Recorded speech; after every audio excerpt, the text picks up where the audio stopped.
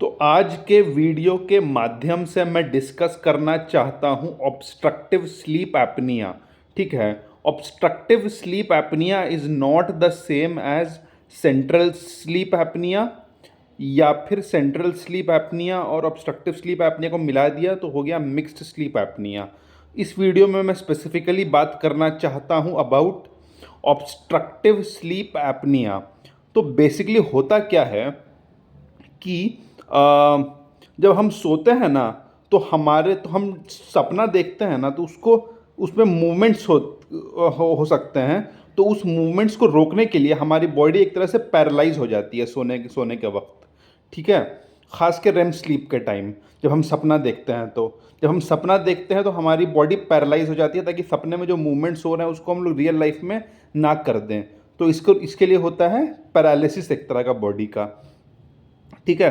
तो बॉडी जब पैरालाइज्ड होती है तो मसल का टोन ख़त्म हो जाता है। तो ख़ास के क्या होता है, जो टंग जो है वो पीछे की तरफ चली जा सकती है। तो टंग और उसके नीचे का जितना मस्कुलेचर है वो पीछे की तरफ जा सकता है और वो ऑब्स्ट्रक्शन कॉज कर सकता है। और उसकी वजह से क्या होता है, सांस लेने में दिक्कत हो सकती है, बॉडी को ऑक्सीजन कम मिलेगा। और जब बॉडी को ऑक्सीजन कम मिलेगा तो प्रॉपर स्लीप नहीं मिल पाएगी बॉडी को। ठीक है। मतलब ज़रूरी नहीं है कि पेशेंट एक्चुअली में जग जाए, लेकिन उसको अच्छी क्वालिटी स्लीप नहीं मिलेगी। ठीक है। तो this is obstructive sleep apnea. ठीक है। अब ये वो पेशेंट्स जिनकी एज 50 ईयर्स से ज़्यादा है, उनमें इसका होने की चांस ज़्यादा होती है, क्योंकि मसल की टोन और कम हो जाती है। ठीक है। दूसरा, ये मेल्स में होने की इसकी चांस ज़्यादा होती है, बिकॉज फीमेल्स में क्या होता है, जो फैट होता है वो ब्रेस्ट में और बटक्स के एरिया में ज़्यादा कंसंट्रेटेड होता है। ठीक है। तो उस वजह से क्या होता है कि मेल्स में जो फैट है वो सारा गलत जगह पे एक्यूमुलेटेड रहता है।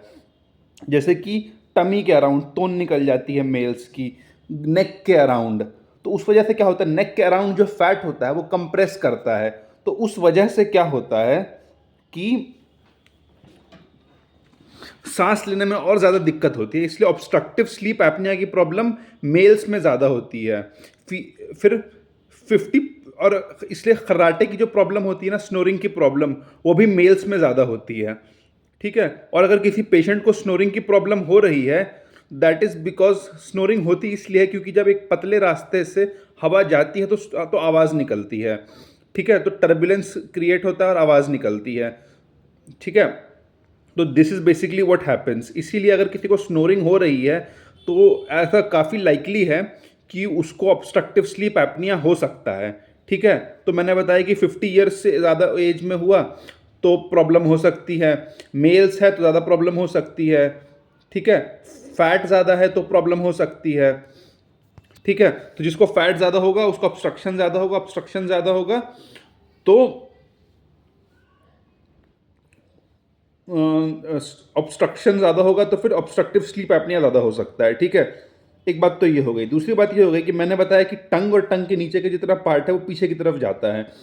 तो इसको रोकने के लिए आप लाइफस्टाइल मॉडिफिकेशन में पेशेंट को बोल सकते हैं कि आप ऐसे सोने की जगह ऐसे सोएं, इस तरह से करवट लेकर के, ताकि टंग पीछे की तरफ ना जाए ग्रेविटी की वजह से। ठीक है।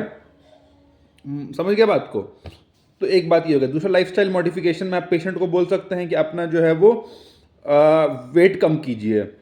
ठीक है। ये सब बोल सकते हैं। और पेशेंट अगर अल्कोहल वगैरह लेता है तो उसको रोकने के लिए बोल सकते हैं। ठीक है। ये कर सकते हैं।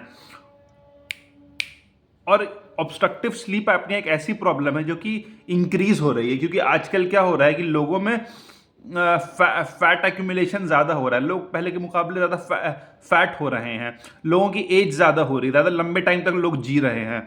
तो इसलिए आजकल ऑब्स्ट्रक्टिव स्लीप एपनिया होने की चांसेस बढ़ रही है, घट नहीं रही है। ठीक है।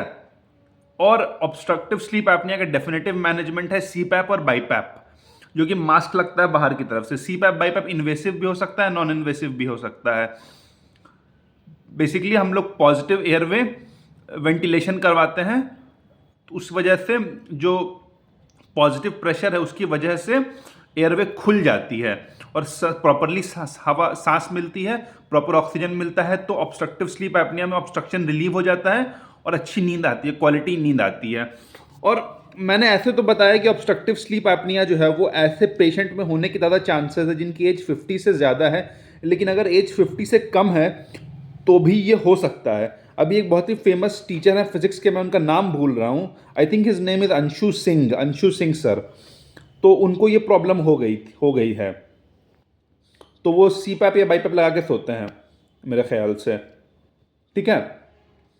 और अगर किसी को अगर किसी को ऑब्स्ट्रक्टिव स्लीप एपनिया है तो उसको प्रॉपर स्लीप नहीं मिलेगी, प्रॉपर स्लीप नहीं मिलेगी तो उसको एंग्जाइटी होने की चांसेस, डिप्रेशन होने की चांसेस बढ़ जाएंगी, हाइपर टेंशन की चांस बढ़ जाएगी, हार्ट प्रॉब्लम्स होने की चांसेस बढ़ जाएंगी, हार्ट अटैक्स आने की चांसेस बढ़ जाएंगी, डायबिटीज़ होने की चांसेस बढ़ जाएंगी, बीपी होने की चांसेस बढ़ जाएंगी, हाई बीपी होने की चांसेस बढ़ जाएंगी, ठीक है। तो ऑब्स्ट्रक्टिव स्लीप एपनिया एक ऐसी बीमारी जिसको तो लोग सीरियसली लें तो अच्छी बात है। इसका कई बार प्रॉपरली डायग्नोसिस नहीं हो पाता है, तो इसके लिए पॉलीसोम्नियोग्राफिक टेस्ट होता है। सोमनो मतलब होता है सोना, इंसोम्निया, सोमनोलेंस, एचएस लिखते हैं ना, एचएस, उसमें भी एस का मतलब शायद सोमलेंस होता है। तो सोमनोग्राफी, पॉलीसोम्नियोग्राफी में मल्टीपल पैरामीटर्स के हम लोग टेस्टिंग करते हैं, इसीलिए शायद इसका नाम है पॉलीसोम्नियोग्राफी। तो पॉलीसोम्नियोग्राफी के थ्रू हम लोग ऑब्स्ट्रक्टिव स्लीप एपनिया को डायग्नोस कर सकते हैं। मैंने सुना है कि बिहार जैसे स्टेट में खास के उतना अच्छे से डायग्नोसिस होती नहीं है ऑब्स्ट्रक्टिव स्लीप एपनिया की, और लोगों को दूसरी दूसरी दवा दे करके, स्लीप मेडिकेशंस वगैरह दे करके रखा जाता है और प्रॉपर डायग्नोसिस होती नहीं है, तो ये अच्छी बात नहीं है। और होपफुली अगर आपको ये बीमारी है तो आपको अच्छा ट्रीटमेंट मिले hopefully. Thank you very much.